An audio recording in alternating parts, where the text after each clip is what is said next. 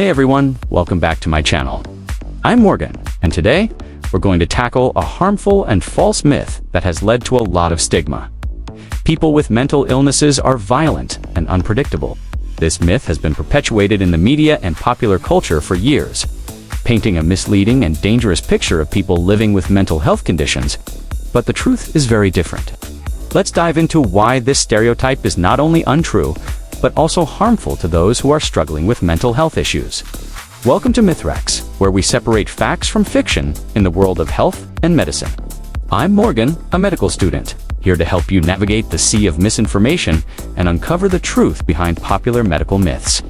Every week, we'll tackle trending topics, answer your burning questions, and give you science-backed explanations in a way that's easy to understand. If you're ready to bust myths, learn something new, and take charge of your health, make sure to hit that subscribe button and ring the bell so you don't miss a thing. First, let's break down the myth itself.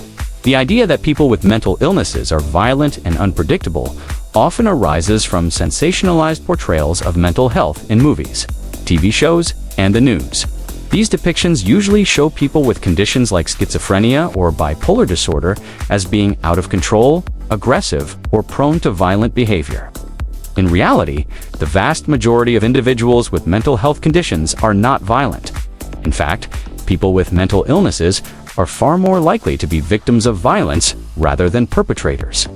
This stereotype not only misrepresents the reality of mental health, but also contributes to the stigma that makes it harder for people to seek the help they need. Let's look at the evidence.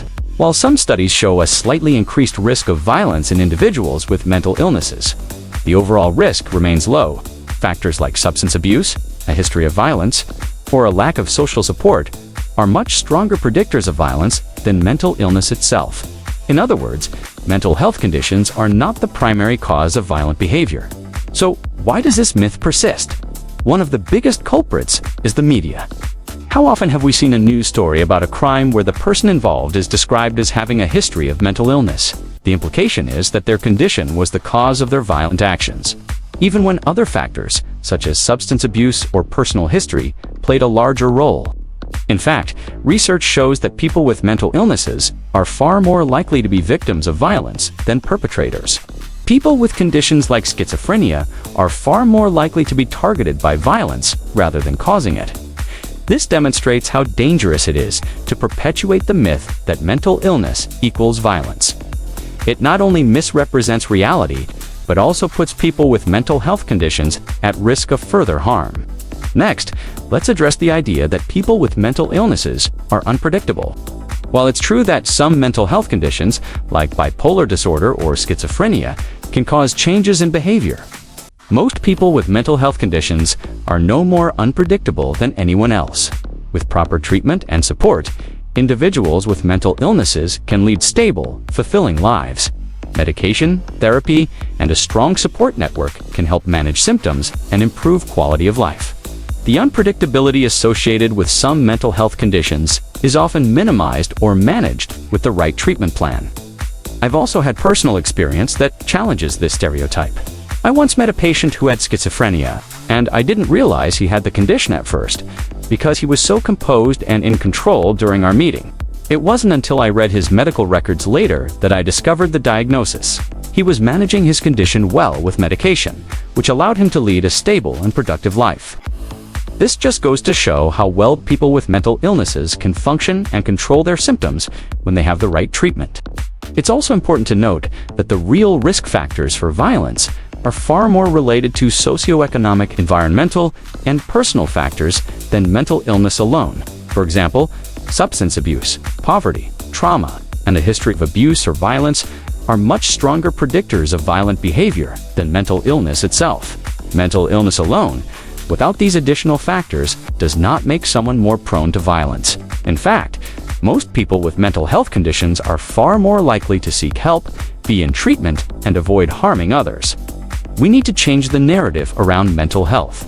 Instead of associating people with mental illness with violence, we should focus on the reality that most people with mental health conditions live peaceful, productive lives.